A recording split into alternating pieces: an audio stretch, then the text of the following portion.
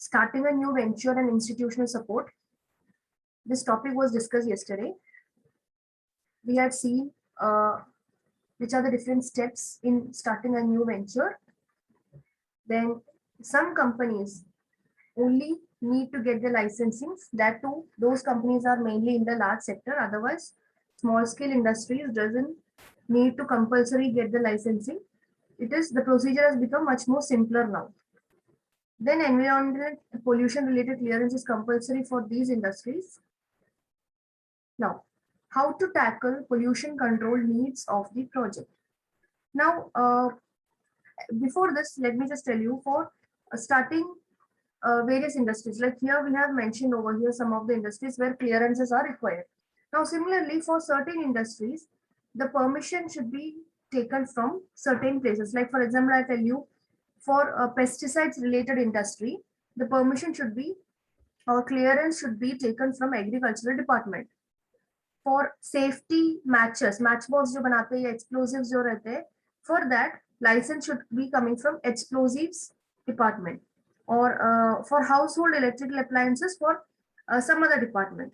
So milk processing, that should be coming from agricultural or food processing department. So for various different types of industries, the permission also would be, or the clearance also should be taken from the concerned department only. Now, how to tackle pollution control needs of the project. In case the project is covered under the list of polluting industries, like we can say this type of industries, then it is necessary to get specific clearance from State Pollution Control Board. So in case a product is covered under the list of the polluting industries as defined by the government, it will be necessary to get the clearance, specific clearance from the State Pollution Control or Board or committees. In each and every state, the State Pollution Control Boards will be there. Now, pollution control equipments or measures also should be installed as per the requirement. And such polluting industries can only be set up in the designated industrial areas or locations where it is exclusively for that particular type of industry. Similarly, they also have to connect or link with common effluent treatment facility if available. What is effluent? Effluent means waste. Okay, they will have to connect with the common waste management facility if available in that particular area. So pollution control board or committees of the state for different states, they provide the details of pollution control requirements. And apart from these, many DICs are there. DIC means District Industrial Center. District Industrial Center, it is there in almost every district in the country. From there also, guidance will be given with respect to what are the documents required and what all different pollution control measures or environmental clearances, etc. required when you're starting an industry. So DIC is one easily accessible platform, or it is an easily accessible office for getting all the queries answered. So for getting pollution clearance certificate, they have to, the concerned entrepreneur, they have to approach the State Pollution Control Board. Now, how to control this pollution? For that also, the Ministry of Small and Medium Industry, they give so many training for depending on the different types of industries as per their local needs. Training is given to the entrepreneurs for helping in reducing the pollution. So now we will be discussing about institutional support to entrepreneurs. For the development of an entrepreneur, various institutions have been set up by the government. These are all specialized agencies. So a number of specialized agencies have been set up by the government, which are as follows. You have to remember the full form over here. First one is Small Industries Service Institute. They conduct so many courses like industrial management course, then special courses, intensive courses with respect to finance, marketing, accounting, etc. Many of these courses are part-time courses also where everybody can attend. Special courses are also conducted. Then also technical management consultancy they give. Technical management is related to the location selection, then technology to be used, machines to be used, such kind of training is given. Then mobile workshops are given. Mobile workshops in the sense small workshops. Mobile means small workshops are conducted. Then drawings and designs, they also help the entrepreneurs in making drawings and designs for their product. It also help in preparing the layout for the plant. Layout means the structure of the plant or factory which the entrepreneur is intending to set up. So small industry service institutes are mainly providing various courses. Then there is Small Industries Development Organization, SIDO. SIDO again, they also conduct training programs in various areas like tool room, electrical shops, then in areas like footwear making, paint making, varnish making and all. And they also sponsors participants to various institutions so that these participants can work and work in that such institutions just like apprentice and all, and they can study what is happening over there. Then there is National Small Industries Corporation. Here apprenticeship training is provided. Apprenticeship training means where these participants can join there as apprentices. They will be getting a small stipend. They will not be getting salary. Apprentice name, salary name is there, but a small amount of stipend will be given. And what benefit is that they will be given training, and even they will be given the guidance regarding setting up of one's own industry. They will also help to design own machines suitable to that particular idea, and incorporating the latest technology guidance will be given. Then there is Small Industries Extension Training Institute. This is situated in Hyderabad. Again, same way, provides training in industrial units.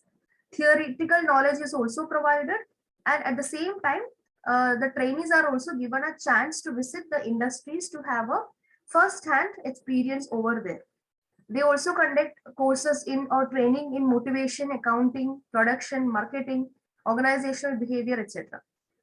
Then there is EDI, Entrepreneurship Development Institute of India. This was set up in 1983, and this is along with the government of Gujarat, along with IDBI, SBI, and many other financial institutions. So this is done in order to give tremendous increase for entrepreneurship development, and many training programs are conducted in various parts of the country. Here also, they will be what they do. They encourage research, training, and all, and especially they encourage the participation of entrepreneurs or potential entrepreneurs from the backward regions and special target groups.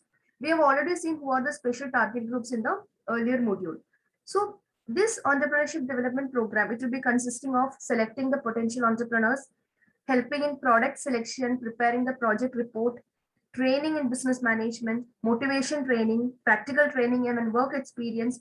And after that also, that's post training also, support and follow up is done. This is one of the oldest, largest and most comprehensive, most successfully run program in India for entrepreneurs, Entrepreneurship Development Institute of India. Then there is Institute for Rural Management and Administration, that is located in Gujarat. This also but they provide professional course in rural development. And why this is done? This is again, the objective is to provide management inputs, training and all for rural development. Then there is NISBUD. NISBUD is also quite commonly heard training institute, National Institute for Entrepreneurship and Small Business Development. Here, this is again set up by the Government of India, and this is helping in coordinating and overseeing the activities of all these institutes and agencies engaged in providing training to the entrepreneurs, particularly in the area of small scale industries. Now, again, what is the objective? The objective here is to help or provide institutions the support for carrying out these activities, to accelerate or to introduce many more entrepreneurship programs throughout the country, provide important information to the trainers and promoters or entrepreneurs, like that.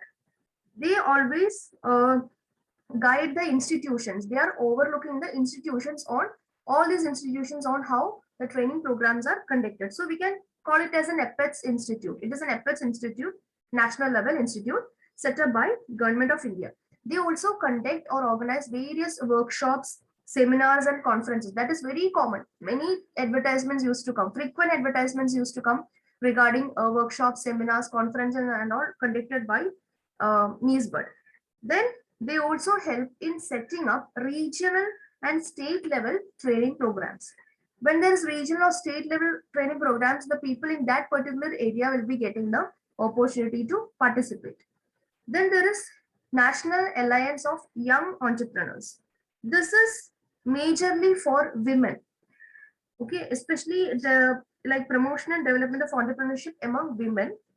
And women's wing is there, which is assisting the women entrepreneurs. Again, same thing for identifying the investment opportunities, developing their management and production capabilities, getting better access to capital, infrastructure, attending to the problems by taking up cases individually, like that. Then there is Maharashtra Center for Entrepreneurship Development. This has been also conducting entrepreneurship development programs either on its own or even in collaboration with many other agencies like Indian Merchant Chambers and all.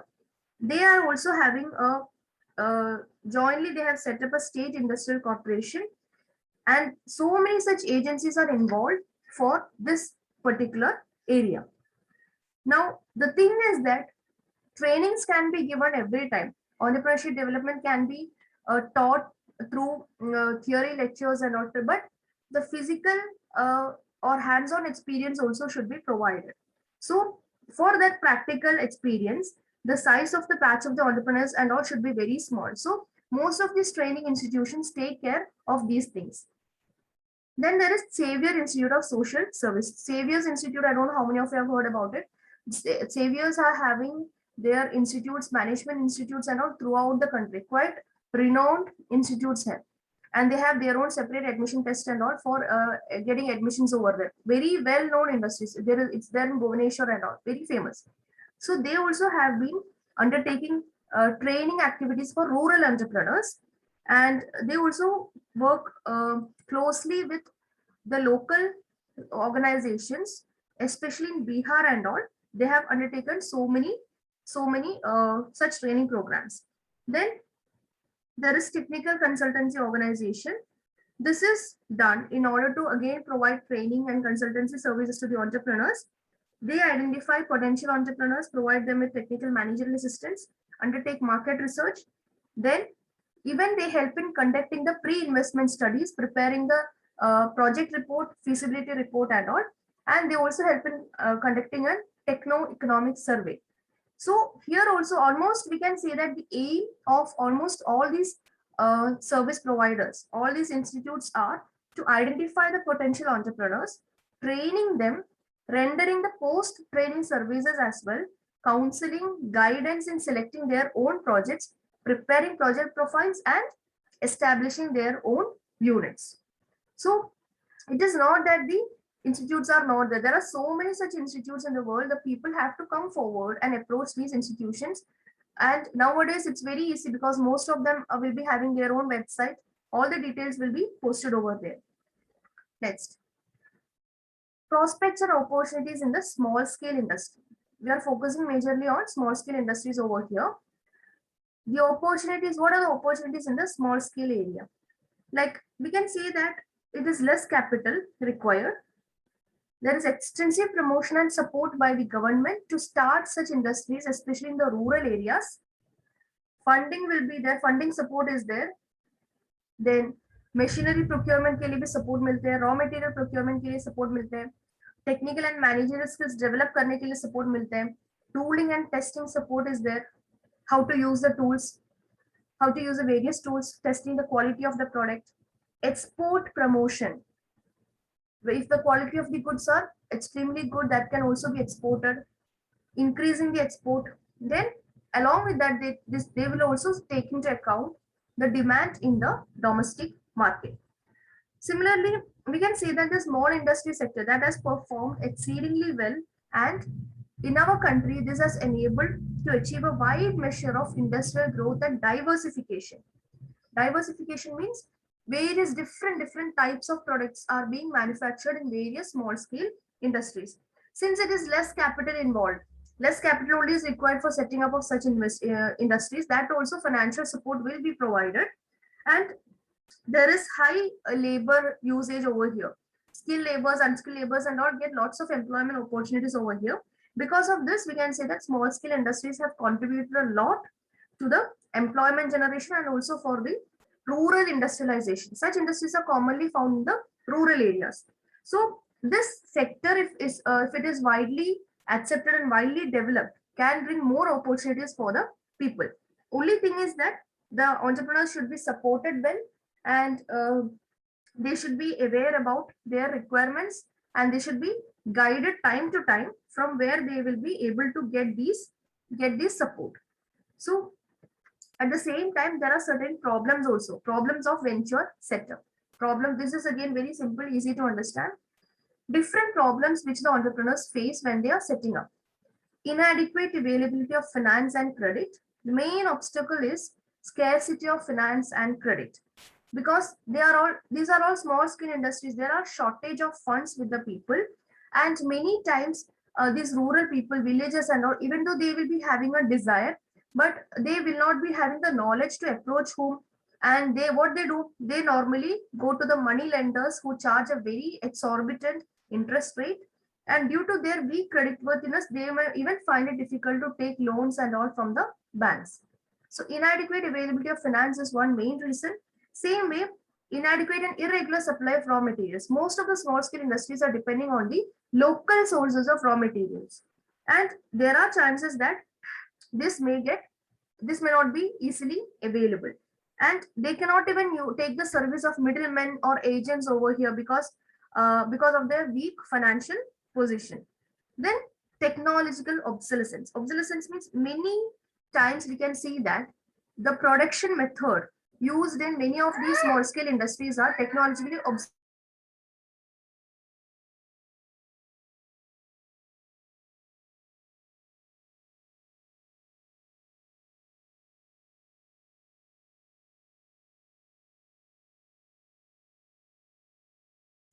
So many of these are obsolete. Obsolete means they are outdated. That is, many are using second-hand tools, second-hand equipments and all, and because it is difficult for them for modernizing their workshop. So because of this reason, we can say that the quality of products may be not up to the mark. This will be their output which they are getting will be of inferior quality. So this is one major problem faced by the entrepreneurs. Then there is problems of underutilized capacity. Underutilization means even they will be having good infrastructure and all in the installed capacity and installed buildings and all, but many of these areas would not be fully utilized. So it is just like having a huge building, having huge space, but only very like it is told that around 50 to 40% of the capacity is not fully utilized. That could be utilized for any other diversified activities. It could be even given for some other industry for on a rental basis. Something could be done over there. Then lack of infrastructure facilities. In backward areas especially, many entrepreneurs are deprived of many infrastructure facilities like power, transportation, communication services and all. This will definitely affect the working conditions in such areas. Same way, problem of power and water, such utilities or such facilities. Power supply is again not always available in the rural areas.